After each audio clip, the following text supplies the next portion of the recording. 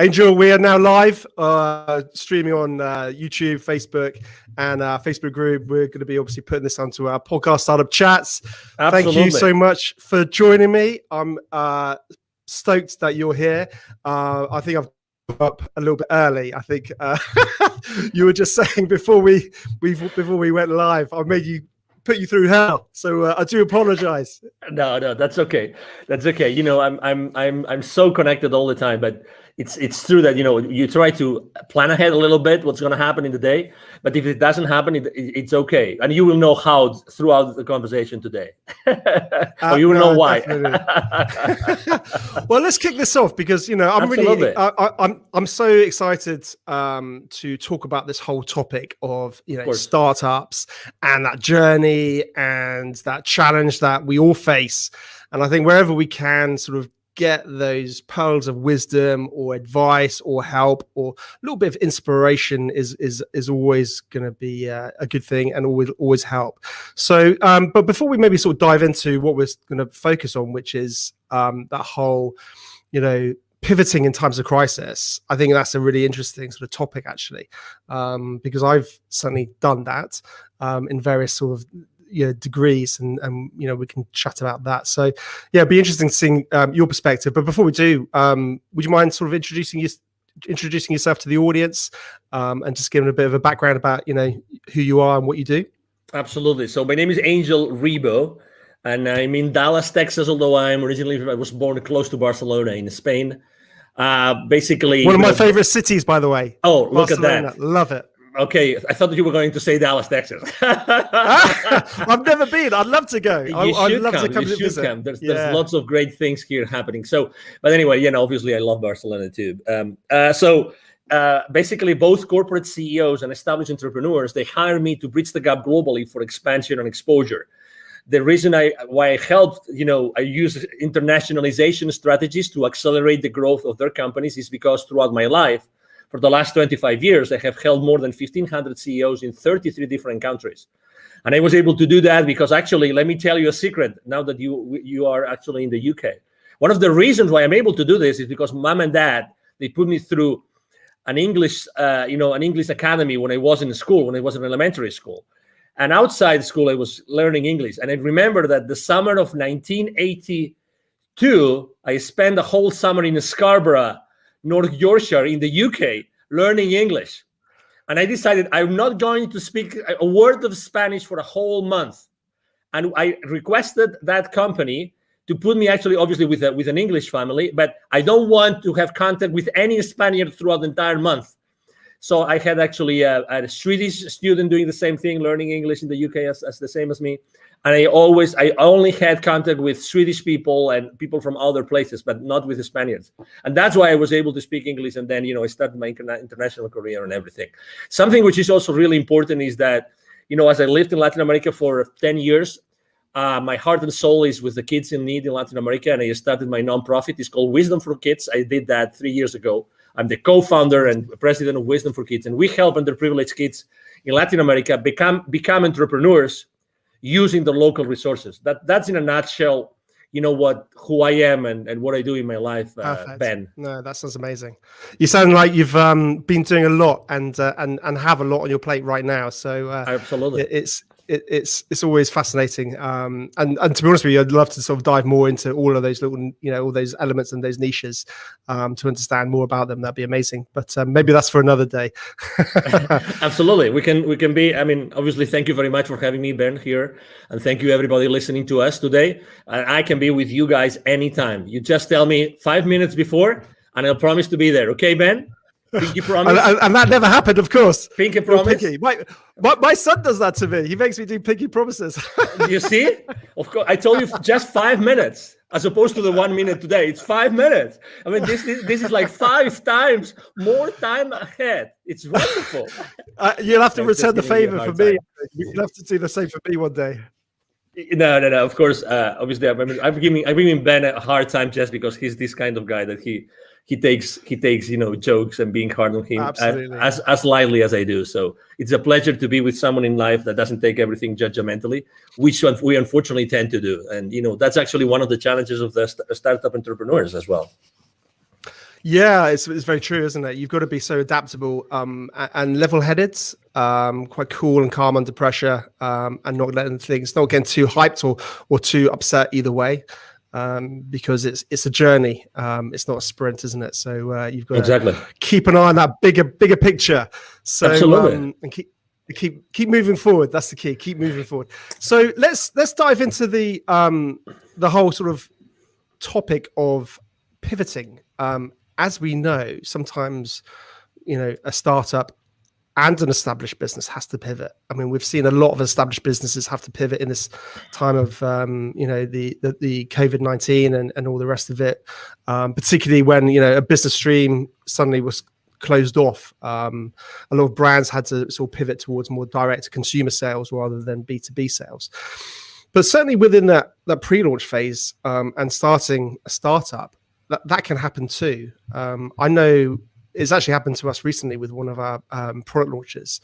And without going into that, but I think it's a challenge that we face at various levels. And I guess thinking within that pre-launch phase, one of my thinkings is it sometimes best to pivot before you launch, if it's abundantly clear that you should, or sometimes is it better just to launch, test the market, and then pivot? That's a great question. And actually, you probably remember that probably it was like already 10 years ago that this guy invented this business canvas that you actually, it was a collaborative work developed here in the north of the country, in the US, by someone in the MIT, I think it was. The reason why I'm mentioning this is because we tend to forget that the buck, right, the dollar, the money starts with sales. And we are so hard on ourselves, going back to what I was saying about being judgmental, we are so hard on ourselves that we try to do everything else look perfect before we even talk to potential clients. Obviously, everybody in the startup world talks about the minimum viable product or minimum viable service, all these kind of things. But in reality, the only thing, let's say you and I, we have an idea today, and it's an amazing idea, which could be actually easy for us to have a great idea today. And we say, we're going to launch it. You know what we need to launch it? Okay, we commit that between now and 24 hours, you talk to 5 potential clients in the UK, you talk to 5 potential clients in Texas. We have 10, let's say only 50% of them show up. We already have market feedback. So I think I'm responding to your question. I'm a big proponent of, if you eventually have to launch something into the market, why don't you start talking to the market? And it doesn't have to be perfect. You have friends, you have former colleagues, you have relatives, you have neighbors, you name it. You go to a store, you go to a coffee shop, you talk to the guy which is serving you, the bartender. You can even ask that person for their feedback about what you want to launch. So to your question, my main business mantra is take imperfect action now. That's me. That's my clients. Take imperfect action now. So definitely, I would reach out to the market first, and then I would start strategizing about what's the best way I can launch or pre-launch my product or my service or my company or my venture. But definitely, I mean, I have seen so many people wasting so many hours, so many days, so many months perfecting something before even talking to someone in the market to see if that would fly or not. So that's definitely my response to that. No, it's very true. I think within a good pre-launch phase, speaking to the audience is absolutely critical, because like you said, too much time can be wasted on tech development, and your whole bubble of one, an opinion of one is always dangerous, as they say. So I think there's no doubt. But it's interesting, as talking about the pivoting challenges. We faced a technical challenge, for example, and I was thinking about, I wonder if you could sort of categorize those problems, whether they're it's the challenge of or the wanting to pivot because of technical challenges, and you realize that initial angle is closed off to you. For example, you need to feed in, you need something with you're relying on a third party, and then suddenly they cut off their service, and your whole product roadmap was and the USP was around this collaboration. So you're relying on a third party, and then suddenly they pull the rug from under your wheels. when that happens, clearly you need to pivot because you can't really launch to market without it. But I think one of the mistakes, and that's something that's we've recently found. So we're having to do a slight pivots in terms of our launch, one of our products that we're releasing, in terms of just realigning some of those core elements. Interestingly, we had and it's still ongoing, is another product launch which started way back when, and that was my thing. And I think I made those exact same mistakes that you talk about, and you shouldn't make, which is, it's got to be perfect. It's got to be perfect. Just one more thing. Can we just do this feature? And then suddenly it becomes like a monster. And I think that has been a huge frustration for me, certainly, is not getting something out of the door. So it's interesting, isn't it? The pivoting can come for different reasons. But you see what? I mean, this is how I typically don't curse on podcast interviews, but I don't know if I'm allowed to do it today. But we get so sidetracked by perfection, and you just described the perfection sidetrack. That you wanted to do this additional feature, this additional thing that would make this offer like magnificent, like extraordinary, it's spectacular, right? But suddenly you get so into the trenches of that thing, But in reality, guess what? And I've seen that last year. I saw that with many technologies and many providers saying, we're not sure if we're going to be around for a long time. But guess what? The difference between the technologies that I kept on working with or the others that don't, because maybe they were scaling down, downsizing, whatever, is the attitude of the customer service people, the support people. So even if their product wasn't perfect, I stuck with them because their customer service, the attitude of the support team was flawless. They were really genuine human beings that were there to serve me. When someone is really acting from within, being really present and saying, hey, this is what we have, this is what we got. We know that you are going through challenges. We are also going through challenges. I'm going to spend probably, it's going to take for me 3-4 times longer to respond to your ticket, but I'm still going to be here, and I apologize ahead of time. So setting up expectations, Ben, is so important. It's so important. I'd rather work with someone who has a not so, let's say, mature technology, or not such a comprehensive technology or service, but their relationship with me is so human, is so empathetic, because I really value that, and I'm going to connect with that person much more in depth. It's so interesting, isn't it? Because ultimately we start talking about the whole branding element of a business, of a startup, of an entity. What are the core values of that business? How does it want to interact and engage with its customers and clients on board? And I think we then start sort of diving into that world of the community, building a community, and whether that's, I guess, having a really good call center or team that respond to tickets and problems, or even I've seen really interesting communities built up on like Facebook groups where startups are really engaged with their communities. And I think having that authenticity and that dialogue, that's the key, isn't it? Like you touched on, it's that dialogue to say, hey, Angel, we're working on it. This is our tech roadmap. This is what we're working on. We're struggling. We're trying to get things off the ground. We're bootstrapping it, or whatever it is. And then you can feel, more of a passion towards that brand and company, and see the face behind it. Yeah. And on its own, actually, if we think about it, that's such a strong, powerful part of planning in any pre-launch phase, but also post-launch, because obviously that's when you've got to deliver effectively. And follow through, and that's always challenging. Absolutely. And I can give you even another example. Last year, there's this technology that I love to use. My team is an expert on using that. It's called Zapier, which allows you to automatize so many different systems. Zapier takes webhooks from here and there and blah blah blah, integrates so many. So I use a specific dashboard with my clients. And guess what? This guy said they're not cheap, but this guy said, we're going to give you 3 to 6 months for free, just because we know you're suffering.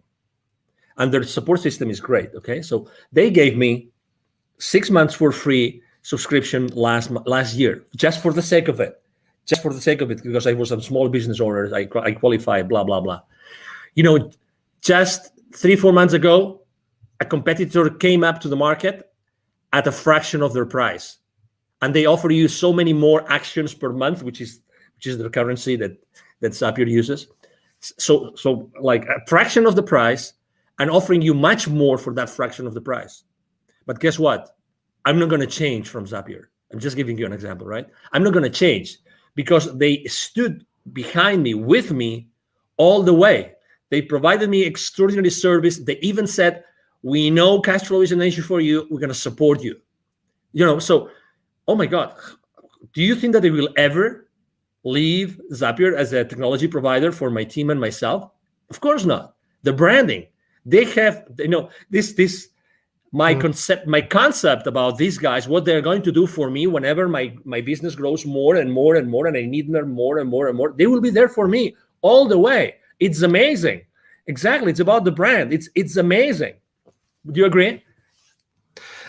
100%. And it's interesting, isn't it? Because I guess if you've got that strong narrative, that strong brand, that's good, that story that people buy into, if you do have to pivot, then it's much easier to bring them with you, because I guess you can again have that honesty and say, hey, listen, we're having to realign our business model. We're having to do this. Come with us. And when that pivoting moment does come, I'm guessing that's a lot easier. Yeah, it is because again, you trust them. You have already developed that relationship. It's all about expectations, Ben. I mean, really setting up the right expectations is so important at all levels. We tend to, there's a concept I use both when I coach personally the CEOs and when I work with in business, when I'm doing business consulting, which is a secret contract. And think about it. This concept of secret contract is just brilliant. With every single person that you have a relationship with, Ben, and everybody listening to us, with every person that you have a relationship, there's a lot of things that you've never shared with that person, but you expect from them. You've never spoken about those things, but you expect from these people a certain things. And the other way around.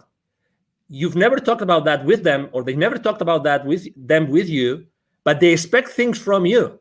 And that even happens with your business, with your family, with your partner, with your life partner, with your kids, with your father, mother, with your siblings. There's always those things that you expect from them, but you've probably never asked them or talked with them about them. That's why setting expectations is so important in the journey of an entrepreneur, of a startup CEO. Setting the right expectations with everybody, with all your stakeholders, is so important. And just with that, you are building, just with that very simple thing of setting the right expectations, you're starting to build a very strong brand. You will never be in denial. You will never sweep things under the rug, ever. You will always be there because you are very clear on the expectations. That's so important. And it's so easy to do. But in reality, we don't do it. No, it's interesting, and I think you hit the nail on the head, because it also is very similar to just old ways of doing business well. We're talking about digital businesses, online businesses, and all the rest, but it's about doing business well, and it's always been the case. Whenever you're dealing with a client, setting expectations, whether it's timeframes or what you can achieve by when, and being realistic with that rather than over promising. If you can set a realistic expectations and actually over deliver and things like that, it's just simple things, isn't it? But I think what we need to what we need to start thinking about, I guess, as startup founders and all the rest of it, is how we set those expectations in a digital format to the masses, if that makes sense. How do we communicate that? And that might be simple as just, I guess, creating a Facebook group about your business and start talking about it, and then setting those expectations. It's interesting, actually. I've started to sort of observe the technology side of. By the way, I don't want this to get into some crypto sort of video here, because there's plenty of those out there. But it's interesting the technologies behind it, and some of those guys who are leading those technologies. and the way that they build community, and the way that they engage and constantly keep their audience who are interested updated. The one that springs to mind, if I'm honest, is probably I'm gonna forget his name. The Cardano founder, Charles Hodgkinson, something like that. I can't remember off the top of my head. And he's constantly sort of talking about Cardano and what they're doing and all the rest of it. And that's when you just think about it for, I guess, your own business or your own startup it's interesting lessons that you can possibly take for yourself post-launch, but equally, I think pre-launch, and start getting a bit of hype behind it before you even go live potentially. When should a business, I guess, not pivot? That's an interesting question. Can businesses pivot too soon? I think that the market speaks. I think that the most important thing is to see if the market is actually moving, is shifting, if the market is asking for different things or not, if the market is still willing to pay for the same products and services or not. That's the question. It's not about us. It's about the market. It's about, is there a new market being created? Is there a new community being created they're going to want specific things? So that's the question. I think that you have to really put the thermometer in the market. You have to have those conversations, those imperfect conversations with your potential clients, and see, hey, will you keep on paying for this? Do you still feel the value? Do you still feel the value in these kind of products? Or right now, what's happening now, what do you think is going to help you go to the next level? How many times, honestly, think about this, Ben. How many times before you sell to a client, you actually tell them this: I know I'm going to be part of your problem when you place the PO with me, because you're going to put X amount of money on my pocket and you will have nothing in return. My commitment to you is that I will make as much as I can to return on your investment. But how many times you have told that your clients, I care so much, I know that I'm going to be your problem right now when you place the purchase order, right? And I also care, I really care about how you are going to recover that investment. These conversations are very uncommon and kind of conventional, because they are uncomfortable, because we think, oh, maybe someone doesn't place the PO, right? It's very similar to, as entrepreneurs, when we start niching, and we start thinking of what's the right way to position, what's the what's that sentence, that pitch sentence, that statement that we use when we're trying to craft it, that we're always between this 30,000 level feed, copywriting, or onto the ground level copywriting, right? We're always trying to bring as many people as possible to our world so they can buy, or we niche down so much so that we really speak clearly to someone who are really the people that we want to serve, right? We also move in that space. You see, it's the exact same thing. Obviously, I think we have to be extremely precise, because we really want to serve someone, and we want to serve this someone really, really well, right? So to your question, again, definitely there's a moment where you have to decide if it's the right moment to pivot, or if to pivot or not. But again, it's all about who you are serving. Let me tell you an example. What could you say has happened last year with 7.5 billion people? If there is one factor that had all 7.5 billion at some point, it's fear. Okay. I'm not talking about politics. Okay. I'm just saying what it is. There's never been more fear in the planet like last year. Okay. And maybe it continues this year for whatever reason. Okay. I have been building bridges. You are a public figure. I'm a public figure. We're here to build bridges. We're not here to fracture the society. We're here to actually help everybody come together, get together, and make this world a better place. That's why you're doing what you're doing. 100%. That's what I'm doing. Exactly. Right. So, but still, if there's fear, think how you can help everybody. If you know that everybody's going to be in fear, why don't you talk to your market and you double check that that's the reality, and double check if that fear is going to move the needle for what they need. They may need some additional personal support. They might need, support for specific areas in their business. Right? Is that fear going to affect the existing clients or not? Is it going to affect will you have to deliver your product or your service in a different way?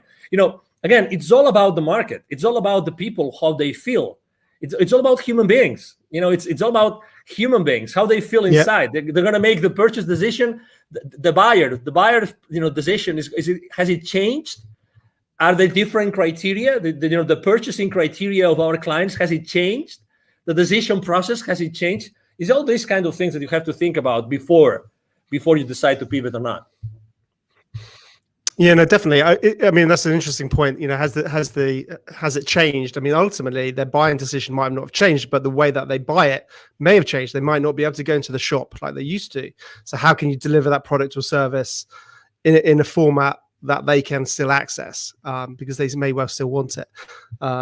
We've seen that, haven't we, with gyms? Gyms have got, people can't go to physical gyms in the UK. I'm not sure what it's like in America, but so people are having to think about, how can I deliver that course online effectively, because those people still want that. And you're 100% right. And I think this goes from pre-launch and carries on continuously forever, is knowing your audience. You touched on that, and listening to your audience. But it's really easy to say that. Well, people think, oh, my audience is everybody. And I think it's so important. And you touched on it. You got to really drill down on who you want to help. And know that market inside out, and that can change. But absolutely. I think have a focus where it is right now. Going back to the is there a right time to pivot? It's interesting because I completely agree with everything you're saying, but part of me also wonders whether you can be too soon. You can be an innovator, and you could be creating something that the market's never seen. So people don't necessarily sometimes know that what you have is going to help them. And that's an interesting challenge. We're seeing a lot of this actually in various sort of technologies. Things are coming out all the time. But you might not get that initial traction. I agree. But it all comes down to, as you know, people buy from you what they want, but you know what they need, right? I mean, you define a transformation path, right? You define the transformation path. You talk to them with your pitch. You talk to them to find them where they are, and then you describe a transformation path, and you are selling them the transformation and the final destination of that transformation, right? You got to tell a good story, haven't you? Yeah, exactly. But again, I think that we make a decision as entrepreneurs. We make a decision every single day of what we talk about and who we talk about. At the end of the day, if you are able to describe that transformation, they might not know, they know what they want, but they don't know what they need. So you're still able to sell to them what they need if you are able to position it as what they want. Okay, so obviously there's this very famous book that you've probably read, The Crossing the Chasm, about technology adoption. Very old book already, like 20 years, 30 years old. You're right. Honest, I'm a really bad reader. I'm so okay. No problem. So I'd love to be a big reader. I really would. It's okay. Crossing. It's okay. Crossing the chasm. So it basically states, when a technology is ready to go to the majority, to not only to the early adopters, so to the majority, right? So it talks about that. So yeah, exactly. So regardless, probably in the beginning, your price point will be at a level that it still justifies the profitability that you need in the company. You know what I mean? But at the end of the day, it's always the same thing. Are you able to position what your clients want from your pitch so that you give them what they want? They buy what they want, but you give them what they need because you are the expert. You are the subject matter expert. You're giving them what they need because you know more about that, because you are the expert. And obviously expertise is one of the most important things when you're pivoting, right? I mean, are there areas of expertise that you probably have not pitched enough to your audience? That's an area of, as you know, of innovation and being ahead of the curve and being creative and all these kind of things, and I think that also as entrepreneurs, when we are in startups, I think that we all the time we see new things. We're ahead of the curve. I mean, we really see those innovations because when we push so hard and we do so many things for so hard, because our life goes on it, right? So eventually we discover many other things and new ideas and new horizons open up for us. And and it is what it is, and so I mean, if you are an awakening enough entrepreneur, there's consistently reasons and ways for you to be innovative and to start trying those innovations into the market. No, definitely. I think like any good entrepreneur, they're constantly looking at the world in a different way. I call it my invisible radar. It's this. If anyone's watching the video, you'll be able to see what I'm doing. But if you listen to the podcast, you won't. But basically, it's like up there constantly, and it's just going, and then it's all hones on something, and then suddenly it's like, oh wow, this is like, and your brain starts going 100 miles an hour, and then your wife tells you to calm down and stop being silly and get focused on what you're doing. Exactly, because it's always challenging, isn't it? It's getting pulled too far in too many different directions. Absolutely. Interesting. Talking about, again, getting back to the pivoting. I think when somebody needs to pivot, having a good personal brand makes it a lot easier to pivot. And I think sometimes lots of business owners don't really focus on their personal brands. What's your sort of thoughts around that? Well, I think there's two. This is a two-way street, right? Because you want to have a very strong personal brand, but at the same time, you don't want to be the main constraint on your business, right? So you have to be careful, okay? Because you obviously want to have a whole, system, people that will support you in delivering all that, okay? So the personal brand is very important, but also make sure that in the delivery of your products and services, you are not a constraint. So that's the number one thing.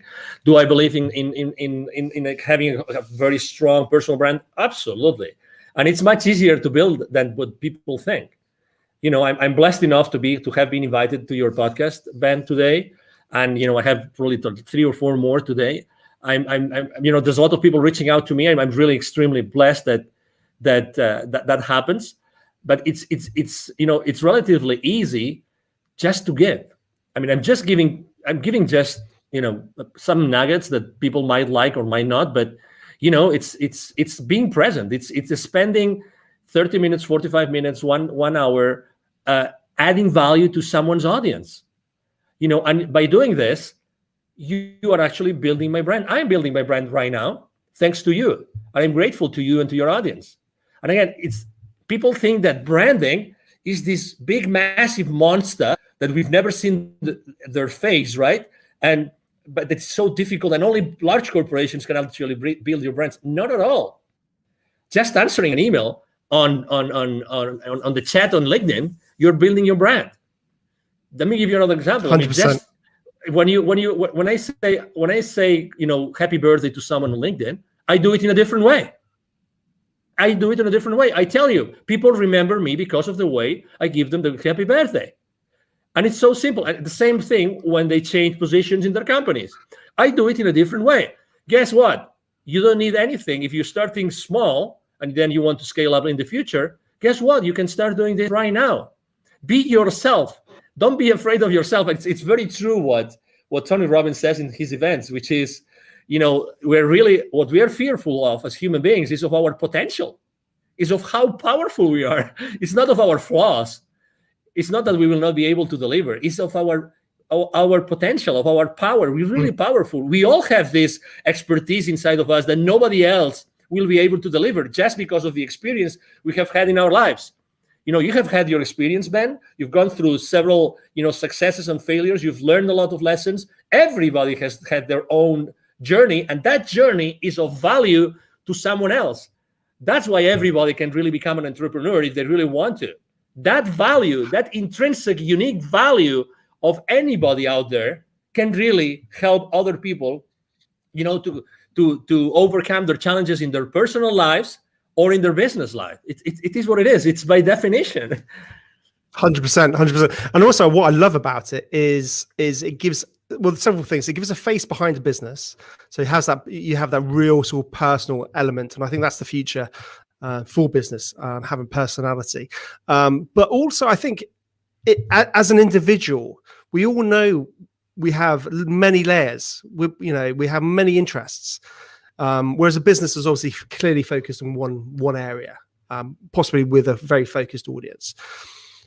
But with a personal brand, people, you're able to express more of your interests. You're able to express more of your fascinations and your other hobbies and other, businesses. So I think certainly if you do need to pivot, it's much easier to do so, and because people believe and buy into you, not that particular product or service. So I think that's something very, very interesting.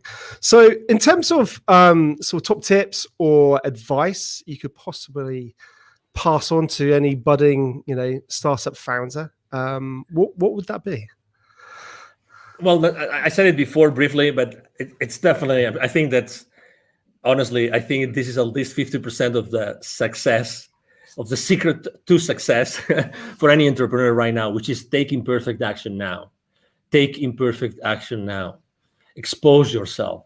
Whatever you want to do, start doing it right now, immediately. Start talking to potential clients, to potential partners, to potential collaborators, to potential allies, immediately. Take imperfect action now. Don't wait. There's never going to be a perfect time for you to become an entrepreneur. Never. Yeah. So why don't you start doing it now? You don't really need much. Honestly, you don't really need much. Really. I mean, what did they say? Yesterday's the worst day, today's the best day, or something like that. I probably got that completely wrong. No, yesterday was the best day. Today, I can't remember. I'm just probably making something up.